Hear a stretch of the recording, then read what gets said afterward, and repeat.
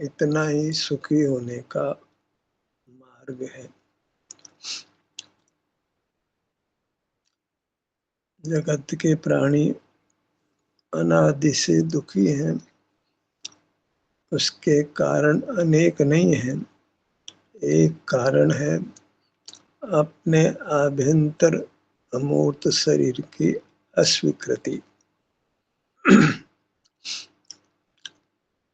सुख का भी एक ही कारण है, आभ्यंतर अमूर्त शरीर की स्वीकृति।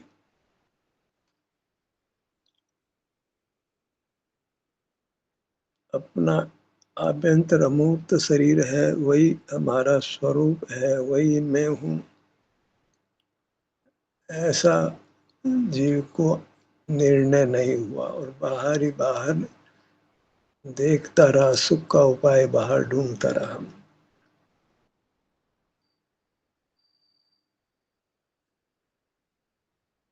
बौद्ध धर्म है वह संवेदना अनित्य पर्याय की बात करता है, आत्मा के अस्तित्व को स्वीकार नहीं करता।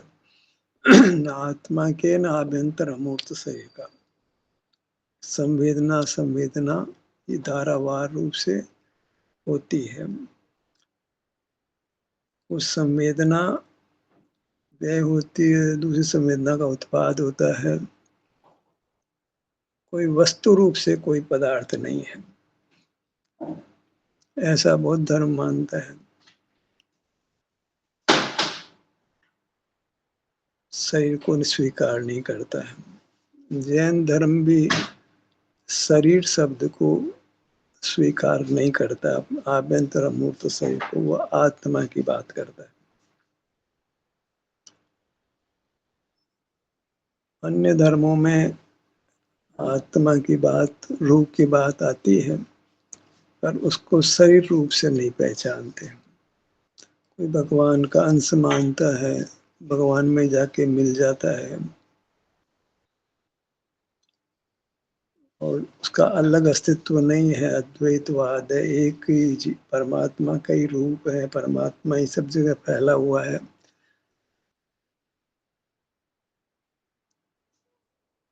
अपना अस्तित्व जो है शरीर के रूप से, उसकी स्वीकृति जीव को अनादि से नहीं हुई, आज पूरे ब्रह्मांड में स्वीकृति नहीं है उसकी।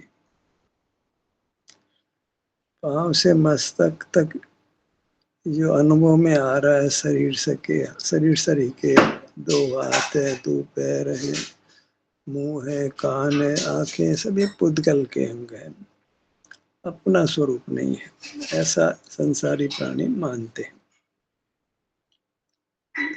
जैन धर्म भी ऐसा ही मानता है मोटे रूप से। जैसा क्योंकि ध्यान की विधि में कभी वो शरीर और अंगों का नाम प्राय नहीं लेते हैं, और लेते भी हैं तो न के बराबर, गिनती कोई नहीं है।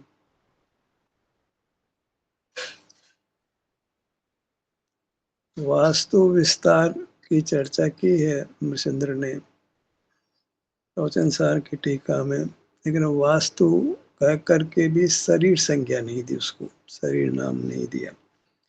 अनुभव तक के स्तर पर वो वास्तु रूप से अनुभव में नहीं आता, वो शरीर रूप से, वास्तु शरीर रूप से अनुभव, क्षेत्र शरीर रूप से अनुभव में आता है।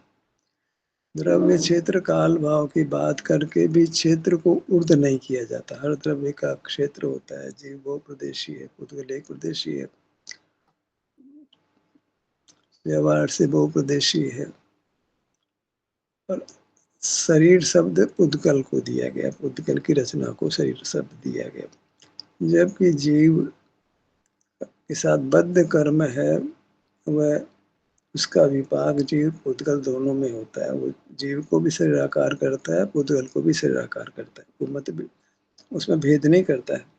इतना कि नख केश वो अंतर पड़ता है बस, कि मूर्त शरीर में तो नख केश होते हैं, अमूर्त शरीर को नख केश नहीं होते। बाकी सिमिलरिटी है। और सिद्ध अवस्था में भी जैन धर्म नख केश से न्यून ही मान रहा है, वो कोई अंतर नहीं मान रहा है। शरीराकार मान रहा है, पर फिर भी शरीर रूप से आत्मा को नहीं मान रहा। बड़ा अद्भुत है। सिद्ध परमात्मा शरीराकार तो, लेकिन शरीर नहीं है, आत्मा है।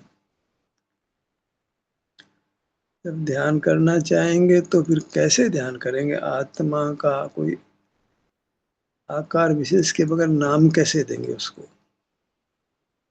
आकार को कोई नाम मिलना चाहिए तो उसका संवेदन करें। आकार के बिना वस्तु प्रसिद्ध नहीं हो सकती है, क्षेत्र के बिना वस्तु प्रसिद्ध नहीं हो सकती है। आत्मा कहने से ऑटोमेटिकली क्षेत्र नहीं खड़ा होता है। यहाँ तक कि आत्मा को ज्ञान प्रमाण कह दिया, देह प्रमाण नहीं कहा।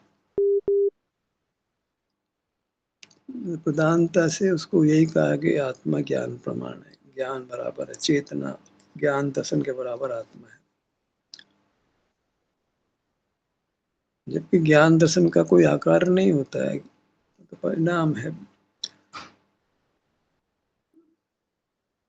देह के बराबर है, लेकिन वो अपने उसका अपना स्वतंत्र आकार है, स्वतंत्र देह है। दोनों का अपना अपना क्षेत्र है। पुद्गल का अपना क्षेत्र है, जीव का अपना क्षेत्र है।